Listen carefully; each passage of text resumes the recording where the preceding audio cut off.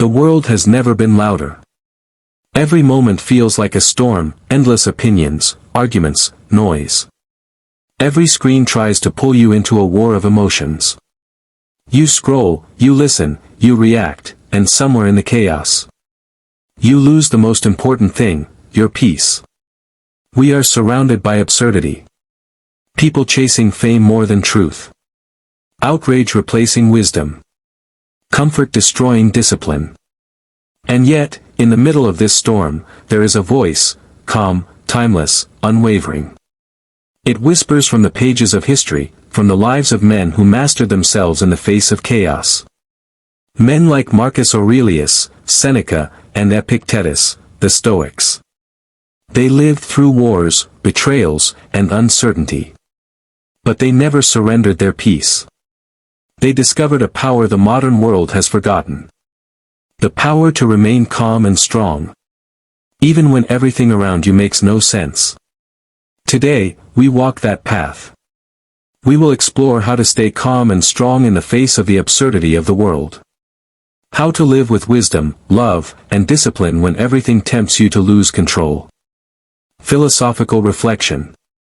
Marcus Aurelius once wrote, "You have power over your mind, not outside events.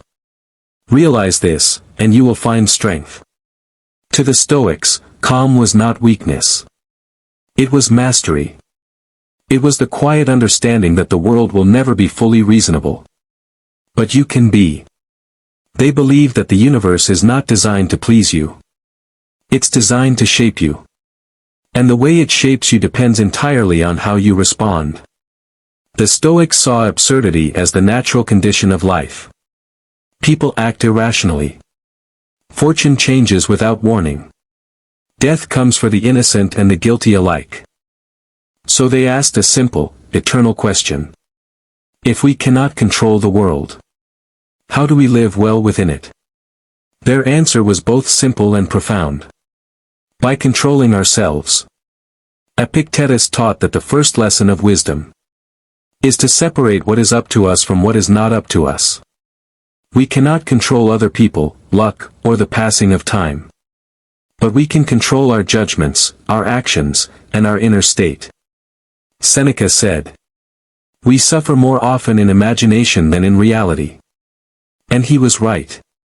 Most of our pain comes not from what happens, but from the stories we tell ourselves about what happens. The Stoic doesn't waste energy fighting reality. He learns to move with it, like a river flowing around a rock. Not resisting. Not complaining. Just adapting, and continuing forward with calm strength. Modern application. Now, take that wisdom and place it in our world.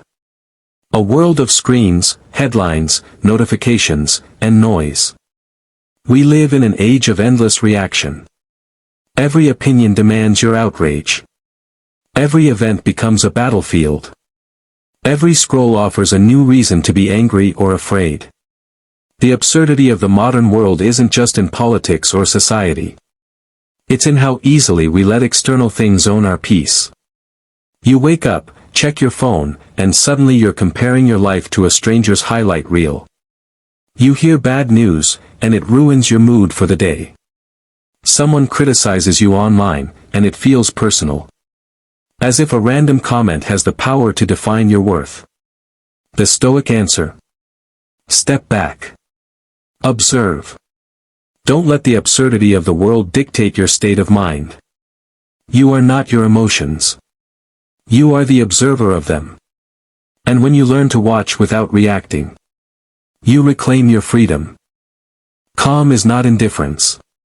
Calm is control. It's the strength to feel deeply, but act wisely. To love people, but not depend on their approval. To care about the world, without being consumed by its madness. This is not detachment. It's clarity. It's the art of standing in the middle of chaos and saying, "This does not move me." The main lesson, calm is power. The Stoics believed there were three essential disciplines: perception, action, and will. These are the pillars that hold the Stoic mind steady in any storm.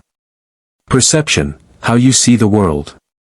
When absurdity strikes, when people lie, when life is unfair, you can choose to see it as tragedy, or as training. The event is neutral, your interpretation gives it power. A Stoic learns to pause between the event and his reaction. He asks, is this within my control? Does my anger serve me? If not, he lets it go. Action, what you do about what you see. The Stoic does not run from responsibility. He acts with integrity, purpose, and virtue. Even when others are dishonest, he remains just. Even when the world mocks discipline, he remains focused. Marcus Aurelius said, "Waste no more time arguing about what a good man should be. Be one. Will, the inner strength to endure what you cannot change." This is perhaps the hardest lesson of all. Because we all want control. We want the world to be fair.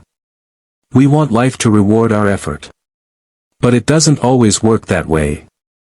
And that's where willpower becomes sacred. The Stoic does not ask for an easier world. He asks for the strength to endure the one he has. He sees every difficulty as a forge. Every loss as a lesson. Every absurdity as a test of his composure. And through that, he becomes unbreakable. Love, relationships, and emotional balance. A Stoic's calm doesn't mean emotional coldness. It means emotional intelligence, the ability to love without losing yourself. To love as a Stoic is to love freely, without chains. To care deeply, but without fear. Because fear turns love into possession. And expectation turns affection into pain. Seneca wrote, "He who has learned to die has unlearned to be a slave." And this includes emotional slavery. The kind that happens when we depend on others for our peace. You can't control how people treat you. But you can control how you respond. If someone betrays you, stay calm. If someone leaves, stay calm. If someone lies, stay calm. Not because it doesn't hurt. But because your peace is worth more than your reaction.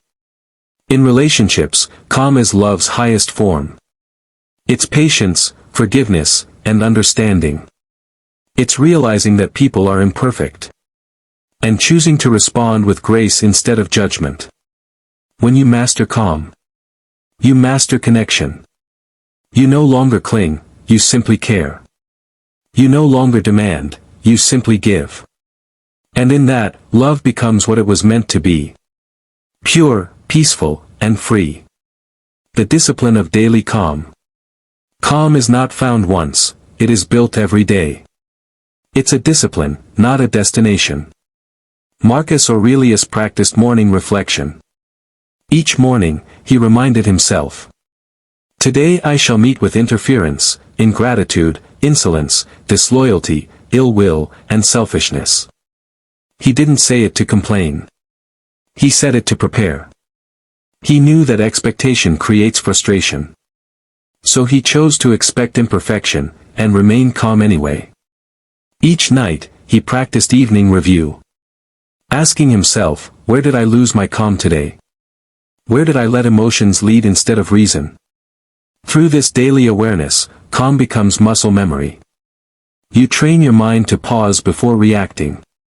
To breathe before speaking. To understand before judging.